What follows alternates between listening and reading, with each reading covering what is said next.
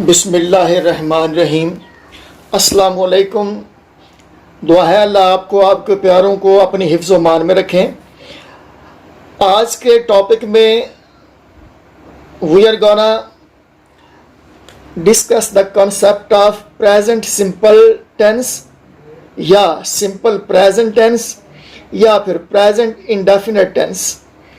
इस कॉन्सेप्ट पर बात होगी और प्रेजेंट इंडेफिनिट टेंस और सिंपल प्रेजेंट टेंस के दरमियान पाया जाने वाला जो फ़र्क है इस पे बात होगी। तो बेसिकली तो ये इंटरचेंजेबल वर्ड्स हैं, इंटरचेंजेबल कॉन्सेप्ट्स हैं, but there is a slight difference between present indefinite tense and present simple tense. अच्छा, वो फ़र्क क्या है कि प्रेजेंट सिंपल टेंस या सिंपल प्रेजेंट टेंस ये action verb plus to be verbs को डील करता है, जबकि प्रेजेंट इंडेफिनिट टेंस जो है ये मेनली एक्शन वर्ब्स पे फोकस करता है। दो किस्म के वर्ब्स होते हैं, टू बी वर्ब्स और एक्शन वर्ब्स। इस पे आगे चल के बात हो सकती है। तो पहले तो हम डिफाइन करेंगे कि ये टेंस होता क्या है, प्रेजेंट इंडेफिनिट टेंस या सिंपल प्रेजेंट और प्रेजेंट सिंपल टेंस।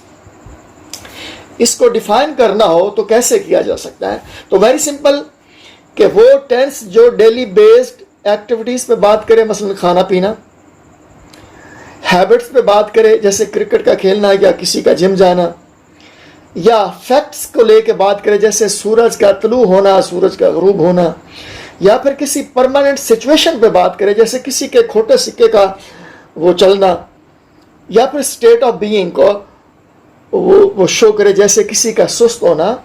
तो इस किस्म के कॉन्सेप्ट को जो टेंस डील करता है उसे कहा जाता है प्रेजेंट सिंपल टेंस या सिंपल प्रेजेंट टेंस या प्रेजेंट इंडेफिनिट टेंस।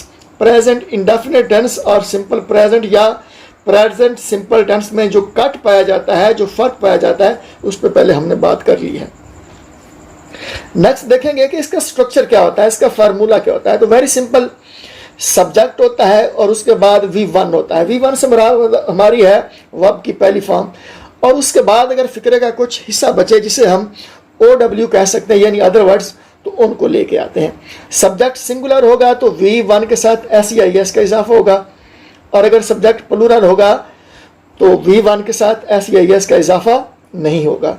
नेगेटिव में भी यही कंसेप्ट चलेगा कि नेगेटिव अगर बनाना हो इस किस्म के टेंस का तो क्या करते हैं, सब्जेक्ट के बाद डज नॉट या फिर डू नॉट इस्तेमाल करते हैं। सब्जेक्ट सिंगुलर है तो डज नॉट आएगा और उसके बाद फिर V1 आएगा, फिर V1 के साथ SEIS का इजाफा नहीं होगा। और अगर सब्जेक्ट प्लूरल होगा तो फिर डोंट आएगा यानी डू नॉट आएगा, और उसके बाद V1 आएगा, उसके बाद अदर वर्ड्स आएंगे अगर वो कुछ हैं तो। इंट्रोगेटिव अगर इस किस्म के टेंस का बनाना हो तो यही हेल्पिंग वाले जो डू और डज हैं इन्हीं को उठा के सब्जेक्ट से पहले ले आते हैं, फिर सब्जेक्ट लेके आते हैं, फिर V1 यानी वर्ब की पहली फॉर्म लेके आते हैं। याद रहे कि अब V1 के साथ चाहे सब्जेक्ट सिंगुलर है या नहीं है, SEIS का इजाफा नहीं होना और एंड पे आना है साइन ऑफ इंट्रोगेशन। अगर WH फैमिली वाले वर्ड्स आ जाएं जैसे वाई, व्हेन, वेयर, वाई, तो इस किस्म के वर्ड्स को, WH फैमिली वर्ड्स को सब्जेक्ट से पहले रखेंगे। Could you pick the point? यानी WH वर्ड्स आएंगे, उसके बाद डू या डज आएगा सब्जेक्ट के मुताबिक, उसके बाद सब्जेक्ट आएगा, उसके बाद V1 आएगा SEIS के इजाफे के बगैर, और उसके बाद अदर वर्ड्स यानी OW आ सकते हैं। ये तो है इसका स्ट्रक्चर और फार्मूला। फिर हम देखेंगे इस कंसेप्ट में कि इस किस्म के टेंस के लिंग्विस्टिक इंडिकेटर्स क्या हो सकते हैं। तो ये डेली, फ्रीक्वेंटली, ऑलवेज, जिन्हें कहा जाता है फ्रीक्वेंसी वर्ब्स या टाइम वर्ब्स, जिस सेंटेंस में आ जाएंगे वो सिंपली जो है प्रेजेंट इंडेफिनिट टेंस होता है या प्रेजेंट सिंपल या सिंपल प्रेजेंट, जो भी नाम हम इसको देंगे। फर्क पे हमने पहले बात कर ली है। उसके बाद ड्रिल में देखेंगे कि ये जो रूल्स हमने सीखे हैं इनको अप्लाई कैसे करना है, और एंड पे क्विज होगा जिसमें हम ये देखेंगे कि क्या हमारी अंडरस्टैंडिंग वो हुई है या नहीं हुई। तो आइए देखते हैं ड्रिल में क्या हम वो कौन कौन से सेंटेंस ले सकते हैं। तो ये पहले हम बात करेंगे एक्शन वर्ब के हवाले से, और दूसरे वाले हिस्से में हम बात करेंगे टू बी वर्ब यानी स्टेट ऑफ बीइंग को जो वर्ब शो करते हैं उन पे बात करेंगे। जी, तो आइए देखते हैं पहले एक्शन वर्ब्स।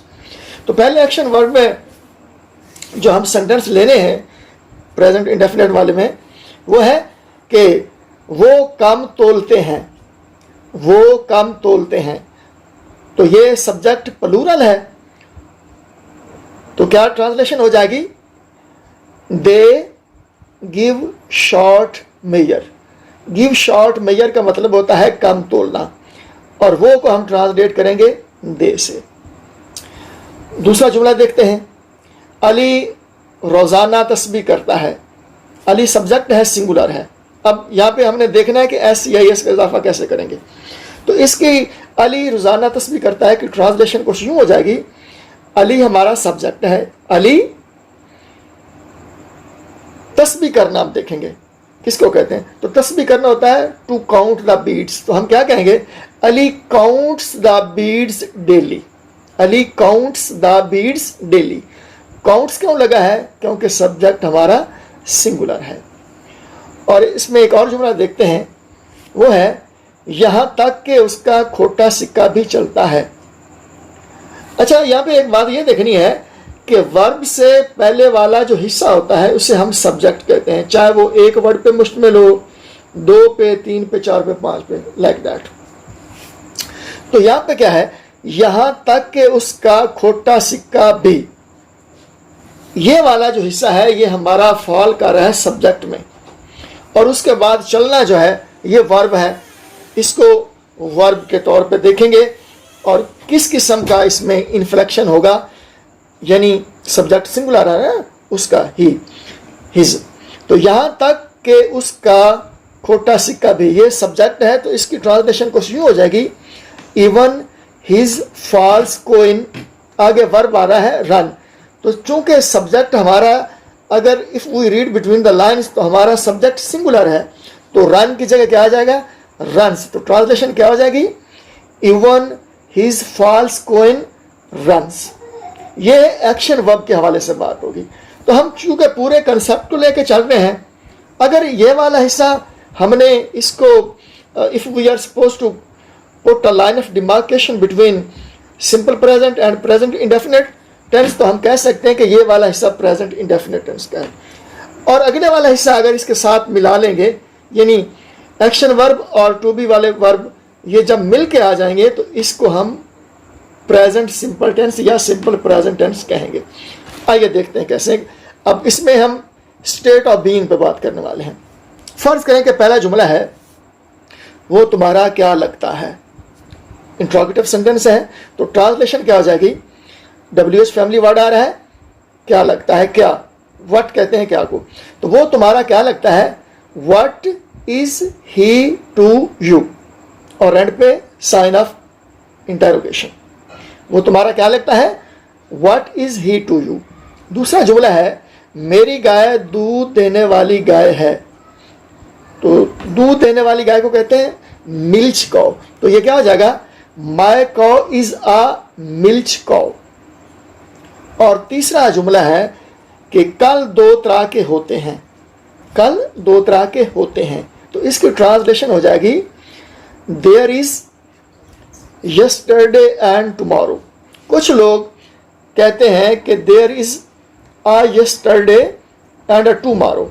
तो ये गलत है, क्योंकि हम जो आर्टिकल आ और एन है ये सिंगुलर काउंटेबल नाउन्स के साथ इस्तेमाल करते हैं, एडवर्बियल के साथ इस्तेमाल नहीं करते। यहाँ पे यस्टरडे और टुमारो एडवर्बियल है, लिहाजा इनके साथ आ इस्तेमाल करना गलत होगा। तो इसकी ट्रांसलेशन क्या होगी, there is yesterday and tomorrow. ये ड्रिल पे बात होगी। अब एंड पे क्विज पे बात करेंगे, ताकि हम जान सकें कि हमारे जो हार्ड एरिया लर्नर्स हैं उनकी कॉग्निशन अंडरस्टैंडिंग इस टेंस को लेके हुई है या नहीं हुई। तो क्विज है, इसका आपने ट्रांसलेट करना है, हमें कमेंट बॉक्स में लिख भेजना है। अगर कोई क्वेरी भी हो, अगर कोई मसला भी हो, प्रॉब्लम भी हो, तो फिर भी आप लिख सकते हैं। तो क्विज में है, मेरा गला बैठा हुआ है। इसको आप लोगों ने ट्रांसलेट करना है, मेरा गला बैठा हुआ है, और दूसरा जुमला है वो पहाड़े याद करता है, वो पहाड़े याद करता है। ये दो जुमले हैं क्विज के तौर पे, इनको आप लोगों ने प्रैक्टिस के तौर पे लेना है, प्रैक्टिस करनी है। फिर भी if there is any problem please feel free to comment us.